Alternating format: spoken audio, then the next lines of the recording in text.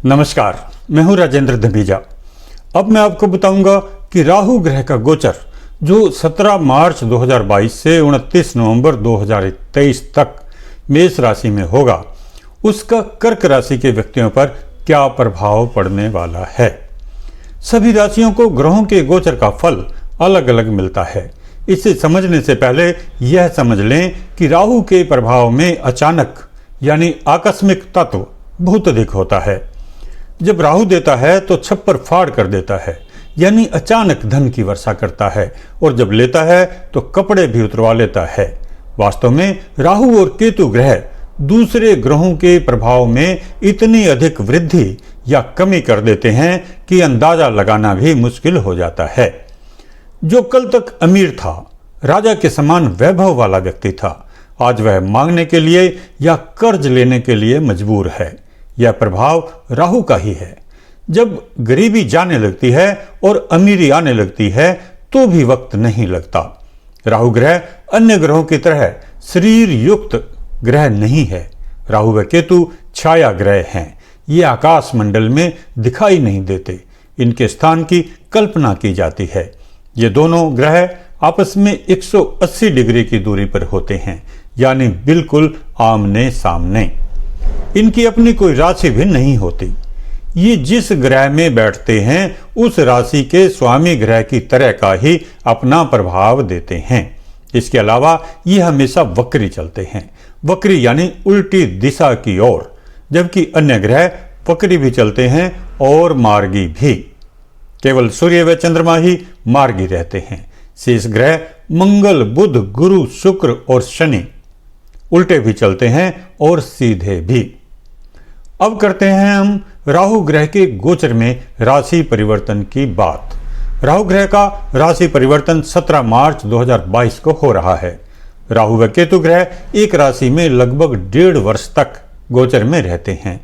गोचर फल जानने के लिए हमें राहु के अतिरिक्त अन्य ग्रहों की स्थिति पर भी विचार करना पड़ेगा। आपको पहले अपनी जन्म पत्री में ग्रहों की स्थिति देखनी है। गोचर में ग्रहों की स्थिति हर समय बदलती रहती है। हम बात कर रहे हैं कर्क राशि वालों पर मेष के राहु के गोचर का क्या प्रभाव होगा। राहु ग्रह शनि ग्रह की तरह प्रभाव देता है। कर्क राशि का स्वामी ग्रह चंद्रमा राहु का शत्रु होता है। इसलिए स्पष्ट है कि मेष राशि में राहु का गोचर आपके लिए लाभदायक नहीं रहेगा। यदि कष्ट अधिक मिलते हैं तो सावधानी भी अधिक ही चाहिए।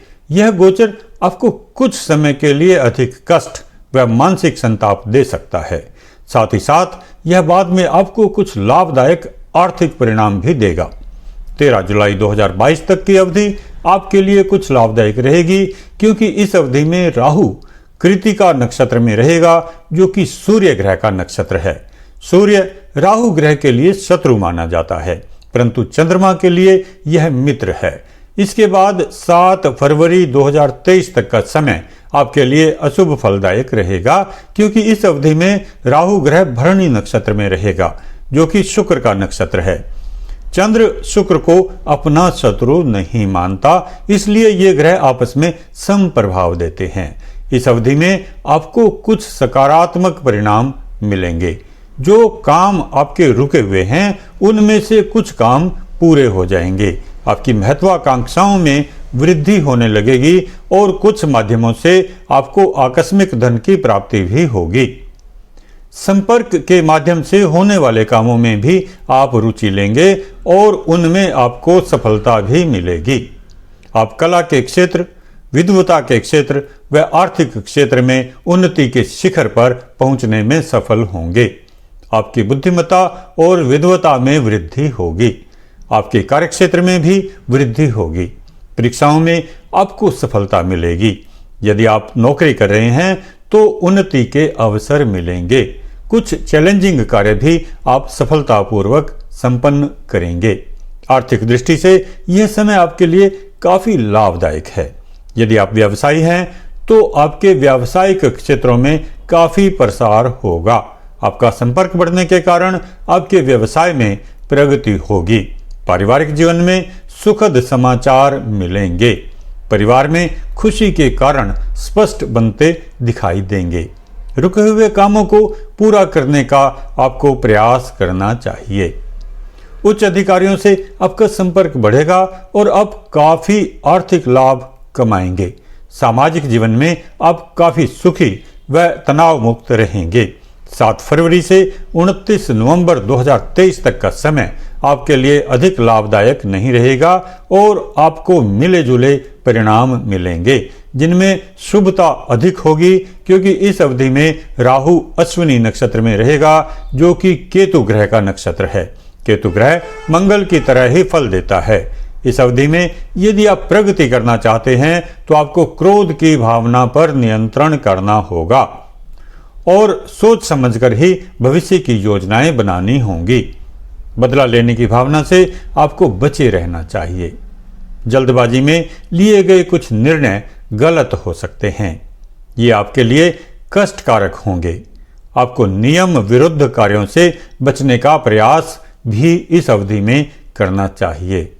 कोर्ट कचहरी से संबंधित कामों में भी आपको सफलता मिलेगी। निम्न स्तर के व्यक्तियों से आपको विरोध का सामना करना पड़ेगा। इस अवधि में आपको राहु ग्रह के शुभत्व में वृद्धि करने के लिए जो उपाय करने चाहिए वे इस प्रकार हैं। इस अवधि में अनजान भय व अचानक होने वाली दुर्घटनाओं को दूर करने के लिए आप बगला बीसा विजय यंत्र अपनी जेब में रखें। सभी प्रकार की तंत्र बाधाओं, अचानक मिलने वाली निराशा व दुर्घटना आदि से बचाव व अनिष्ट की आशंका को दूर करने में यह सक्षम होता है। इस उपाय से आपको काफी लाभ मिलेगा। अगर आपको इस संबंध में किसी और जानकारी या सामग्री की आवश्यकता हो तो मेरे कार्यालय में संपर्क करें। चैनल को लाइक व सब्सक्राइब अवश्य करें ताकि आपको और भी महत्वपूर्ण जानकारी मिलती रहे। धन्यवाद।